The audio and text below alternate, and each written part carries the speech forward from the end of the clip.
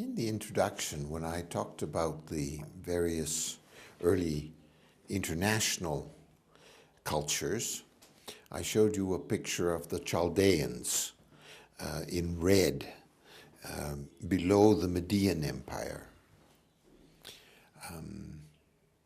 Well, when we talk about the Chaldeans, we tend to think of they were supposedly the people of learning. And since the publication of Fry's book of Pantographia in 1799, there's been a tendency to say, oh, well, the Chaldeans and the Hebrews, more or less the same thing. That sounds very convincing, except when we look more closely, we realize that even according to Fry, there are 17 versions of Chaldean and only 9 of Hebrew. Well, this Appendix 9, or Talk 9 of the following the book, will review, it's really it's more a reference section than a nice story in the way that the first ones were. And I'll go through the Chaldean, Phoenician, Hebrew, Etruscan, Saracen, and Syriac alphabets and trace, show you all the things that are connected with them. This is not to introduce things so much, new things so much, as to let you see things in sequence and compare things. So the first of the Chaldean alphabets is Chaldean 1, which links with Super Celeste or Super Celeste and the Caractère Céleste and the characters of celestial writing. And here you see some of the alphabets that spring from that. Chaldean 2 is linked with Adamaeum, or the alphabet of the angel Raphael, or the alphabet of the Magi. Chaldean 3 is linked with an early version of Phoenician without the O. Chaldean 4 is linked with the characters of Enoch, which goes through a series of versions throughout the ages that continue into the Renaissance, even though the earliest one is supposed to go back to the 4th millennium BC. Chaldean 5 links up with, well, according to the heading here, the alphabet of the Hebrews, of the Old Hebrews, now of the Samaritans. And this is that one that has the letters A and Rein linked with the 5 vowels and the 5 aspirate vowels. And here we see Samaritanum, or Samaritan. The general feeling is that Samaritan was copied by the Hebrews rather than the other way around.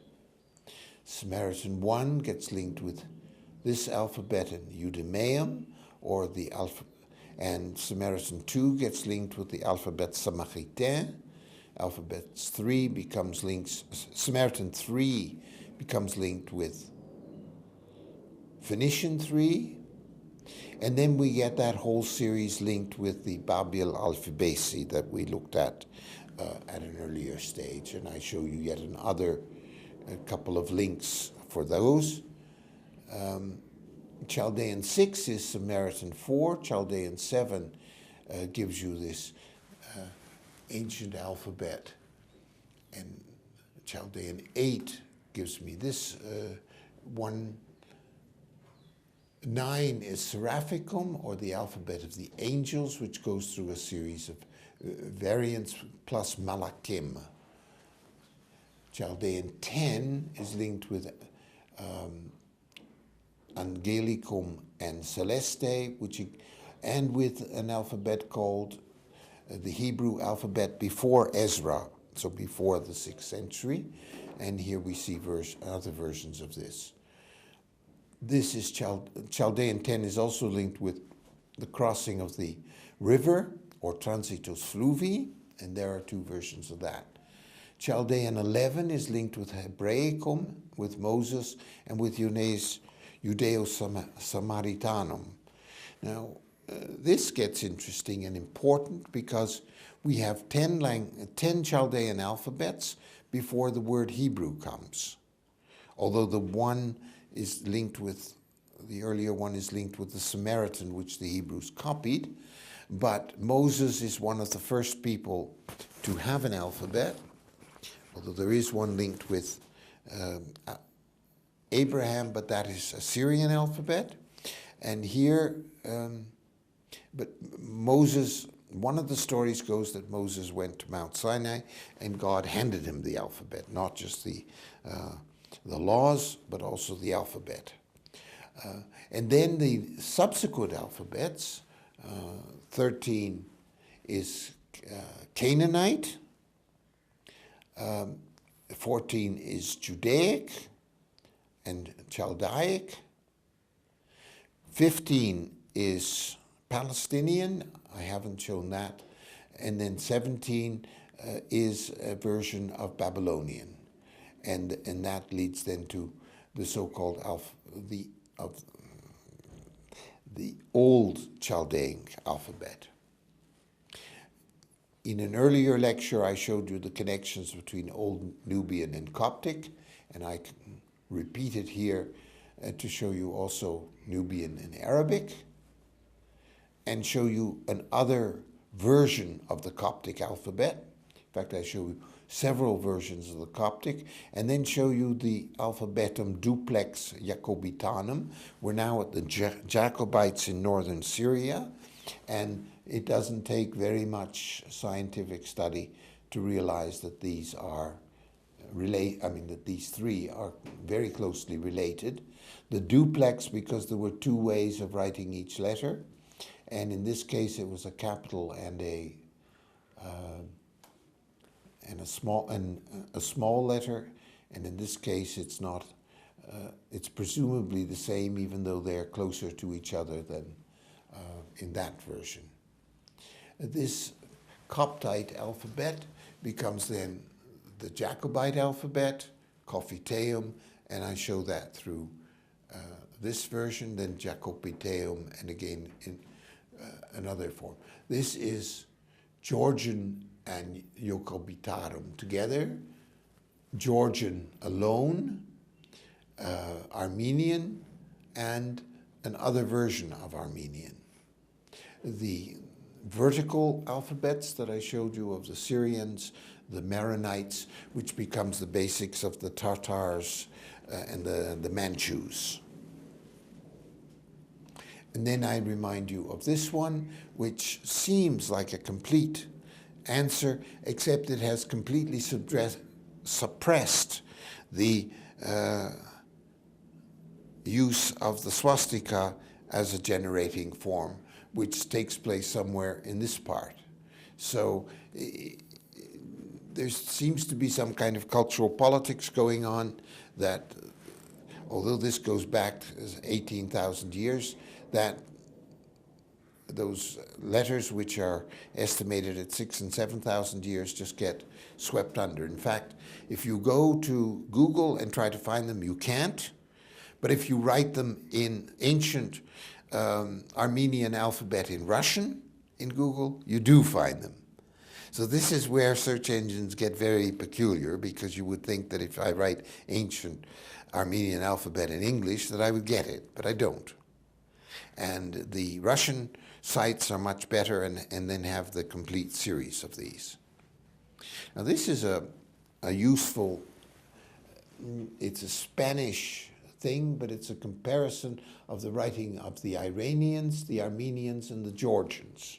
So although there are clearly connections between Armenian and Georgian and the Coptic, so a connection with Alexandria, and the Georgians also had a link with Istanbul, there was a further link that linked them with the traditions of Iran.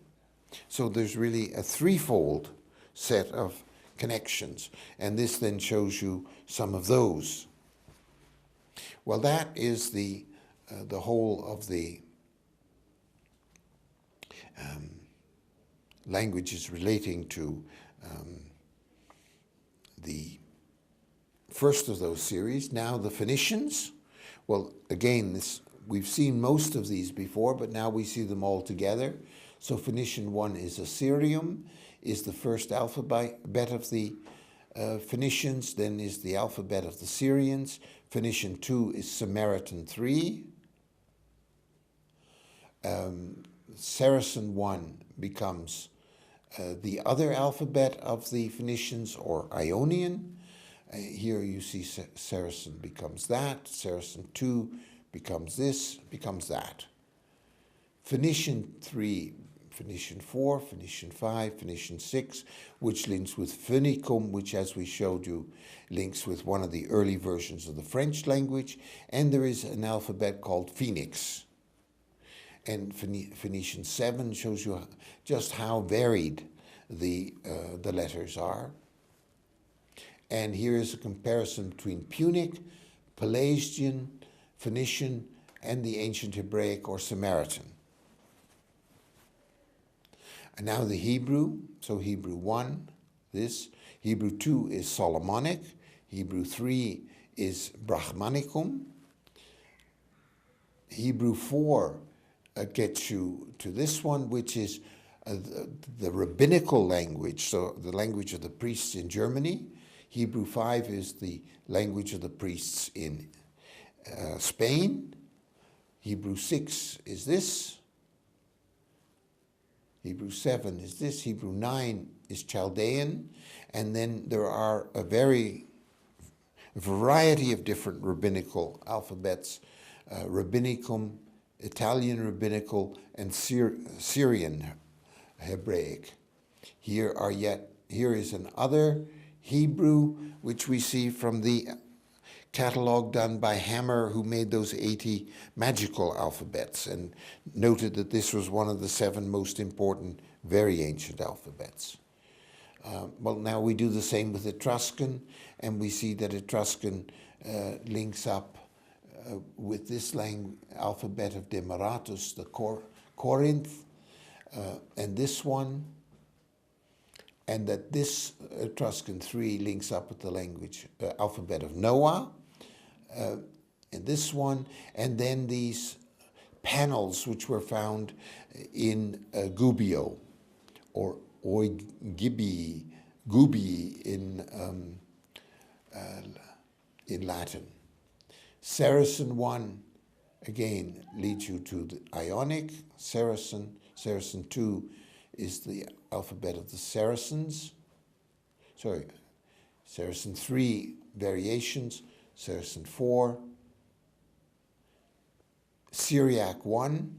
Oh, and remember I was saying there were these letters 1, 12, 17, or 1, 10, 17. Now, how do we get that? And that there were letters connected with them? Well, in this case, this is letter 1, 2, 3, 4, 5, 6, 7, 8. So 1, 9, so ATHP would 10, 11, 12, 13, 14, 15, 16, 17. So 1, 12, 17. Here are 2 old Syrian ones from Hammer again.